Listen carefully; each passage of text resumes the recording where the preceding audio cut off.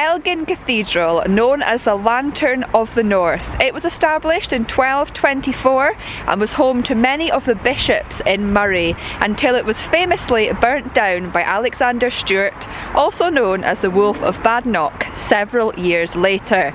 Today we're off to explore this beautiful building, and of course we're going to take all of you guys with us.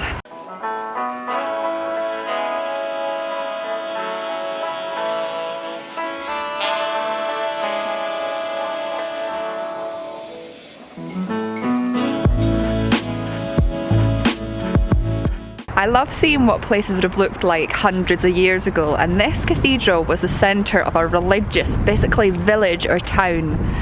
I just think it's incredible looking back on somewhere that I know so well and that I grew up in and seeing what it looked like hundreds of years ago. It's so fascinating.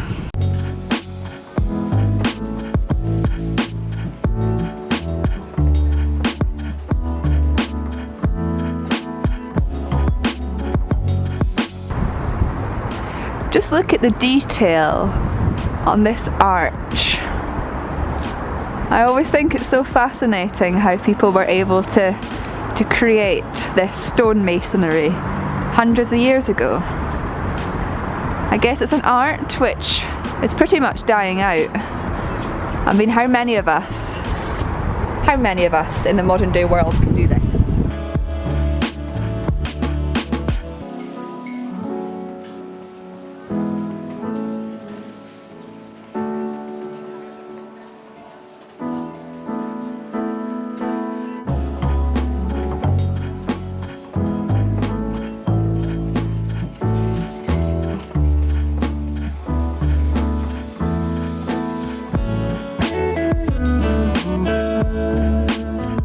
I never realised this room was going to be here, but we've just entered this room with some, after me saying how cool all that stonemasonry was, with some absolutely incredible carvings of different stone sculptures.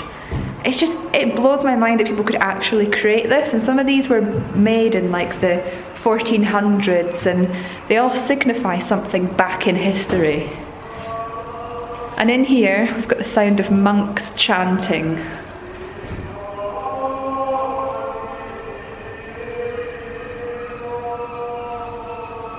I just love that sound. If you ever want to hear monks chanting and you're in the Moray area visiting Elgin Cathedral, get yourself up to Garden Abbey, which are still home to monks and where they still chant on a daily basis.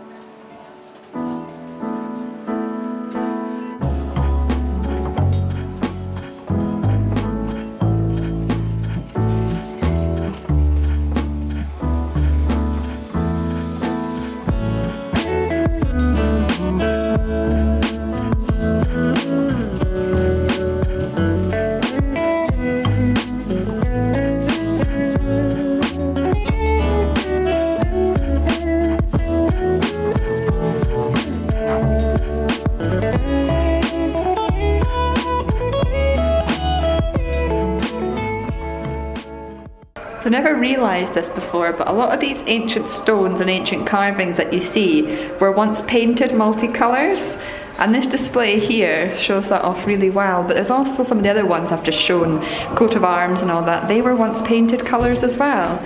You just find that difficult to imagine because in the modern day world we just see them as these beautiful carvings, but it would have been interesting to have seen them in the olden days when they were painted and when they were multicoloured.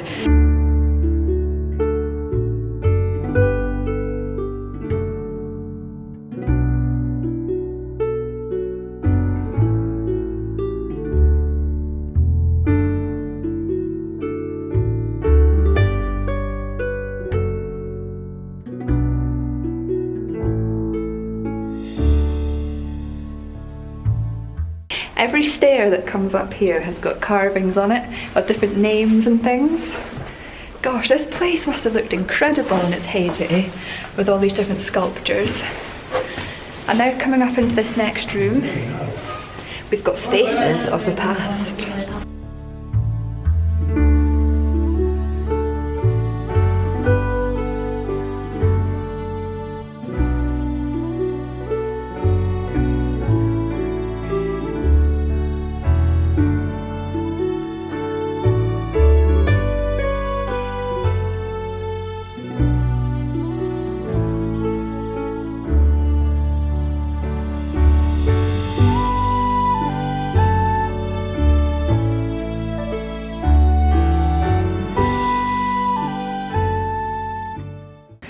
funny to think that in the olden days, before painting and photography and all the other medias that we use nowadays to do portraits, that the only way to do a portrait of yourself was through stuff like stone masonry.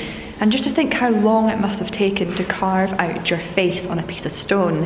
And a lot of the carvings here, some of them are believed to be self-portraits, but other ones are showing expression, which was almost frowned upon within this religious society, because expression often symbolised sins which people would commit.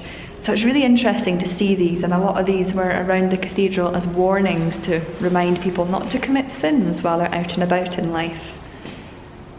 I've got to say, I knew this cathedral was going to be good because I know it's one of the flagship places that Visit Scotland preserve, but it's got so much more to it than I remember. I've not been here since I was a child, and I think there's so much more here than what there was when I was younger, and so many fascinating things which you don't often appreciate until you're older.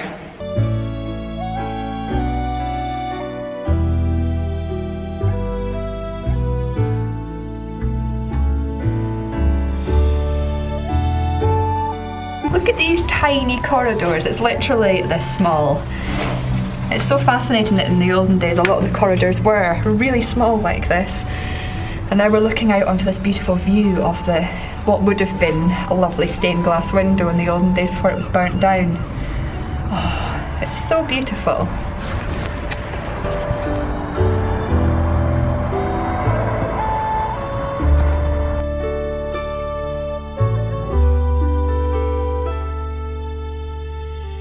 Also, who doesn't love a good old-fashioned spiral staircase?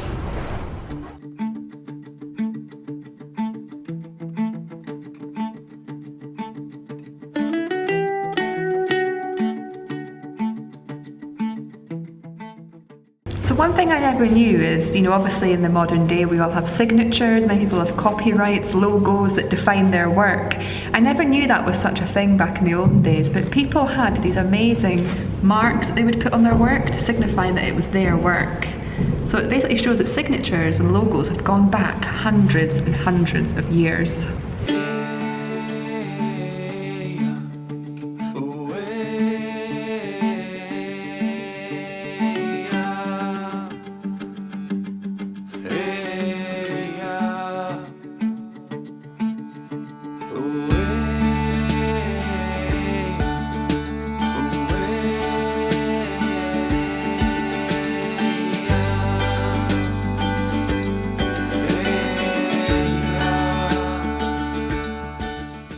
This place just keeps giving and giving, so we've now moved on from the people carvings and we're now in a room full of botanical and plant life carvings.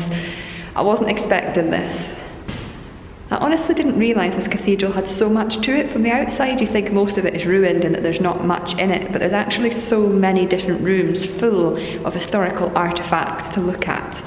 And it is blowing my mind from a creative point of view to think how art was portrayed back hundreds of years ago, and how intricate and beautiful these carvings are. You don't get carvings as well preserved as this in that many places anymore. And to have all of this right in front of me today is so beautiful.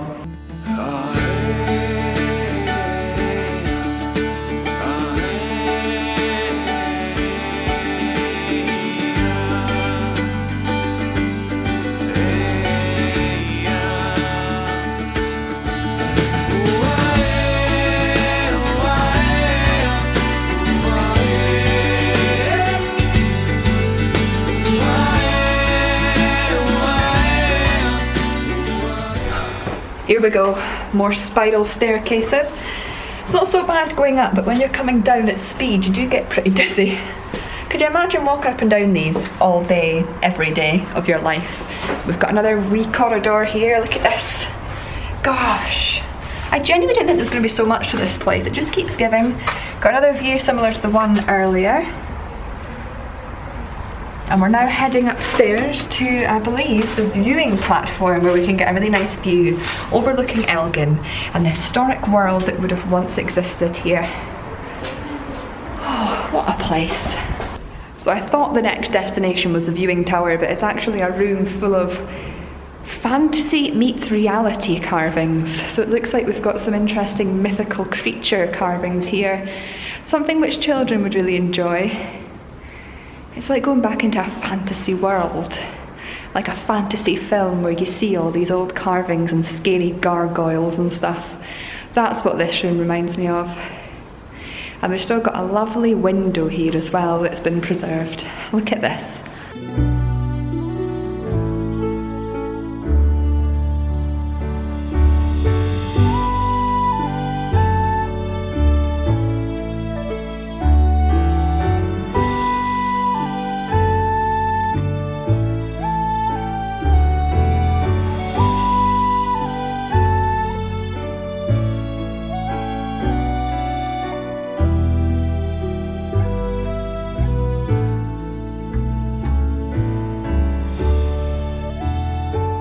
So we're now going through some chain mail. I'm guessing this is to stop birds and that flying down from the viewing platform. But it's very interesting and adds to the historic feel of the place.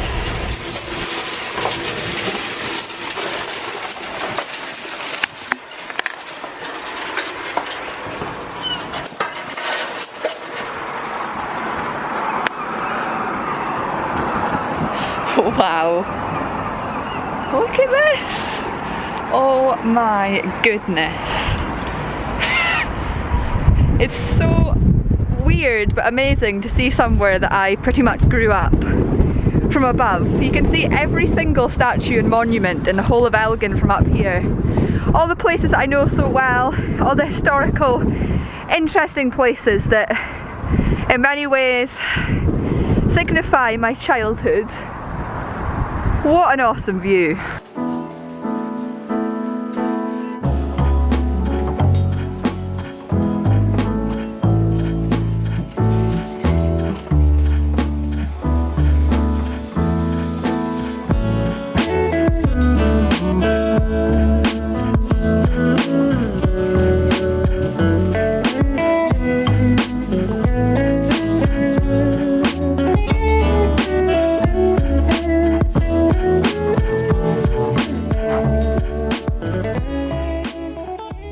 Oh, that was so good. That view, way better than I expected it to be. I knew it was going to be beautiful, but that was stunning. And to come through this chainmail to get up there, as I said on the way up, it just adds to the experience. We've now seen all the indoor sides of this cathedral and we're now heading out into the grounds, which you will have seen bits of already throughout this. And there's, I believe, to be the tallest gravestone in the whole of Scotland is in the grounds here. So we're off to find that, do a little bit of exploring around the grounds and see what else we're going to discover here, because our journey is only halfway through so far. Still got plenty more places to explore outside. And of course I'll speak to you again when we get out there.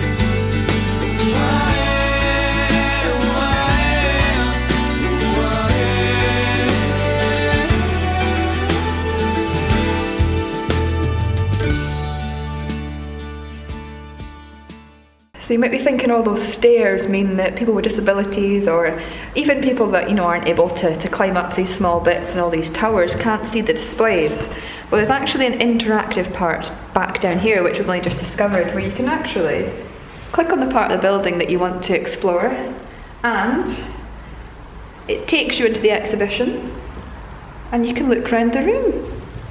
I think that's pretty smart because there is a lot of people that won't be able to go and visit these towers, and it's also cool, there's more interactive stuff on here as well, like you can get more of the history and everything of the history of the cathedral and learn a little bit more about its architecture. It's nice when they bring modern technology to help improve the experience of an historic building.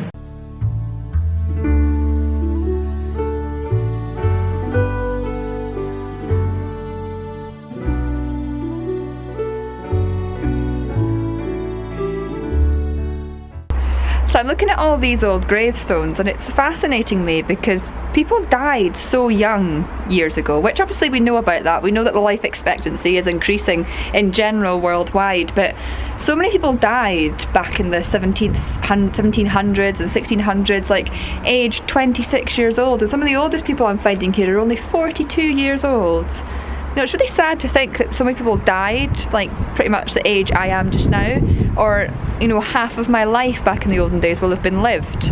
And, you know, it kind of makes you feel, I suppose, people who may be watching this that are over the age of 45, that back if you were around in, you know, the 1600s, 1700s, you probably would have been lucky to still be alive. It really is fascinating in many ways to think about all this and to think about the history, and I suppose also to think about how lucky we are nowadays that we have the possibility of living a long life, providing that we're fit and healthy, of course.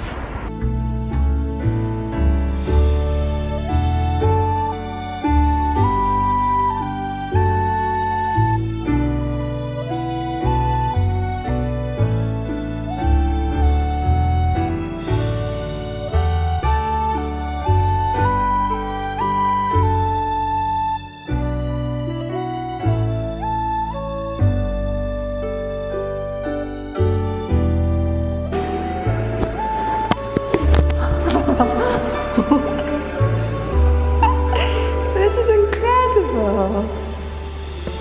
Look at that! I thought we'd seen the best of what this place has to offer, but look at this room!